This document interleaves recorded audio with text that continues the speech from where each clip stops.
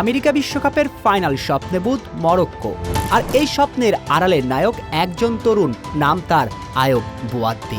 প্রশ্ন জাগে, চলমান বিশ্বকাপের উদীয়মান সেরা খেলোয়াড়ের অ্যাওয়ার্ডটা কি উঠতে চলেছে মরক্কোর মধ্যমাঠের জেনারেল হয়ে ওঠা বুয়াদ্দির হাতে? তিনি কি হাঁটতে চলেছেন কাতার বিশ্বকাপের সেরা তরুণ ফুটবলার এনজো ফার্নান্দেজের দেখানো পথে?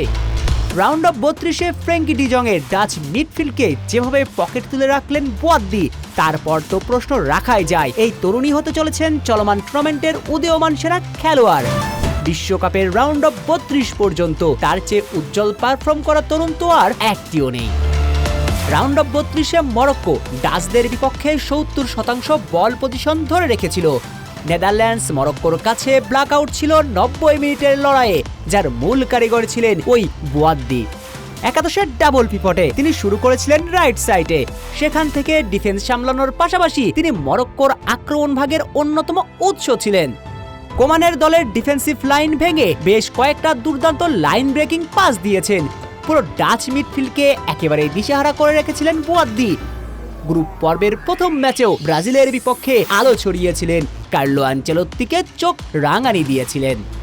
সত্য বলতে মধ্যমাঠে বুয়াদ্দির আলোতে এখন ফাইনাল স্বপ্নে বুঁদ মরক্কো।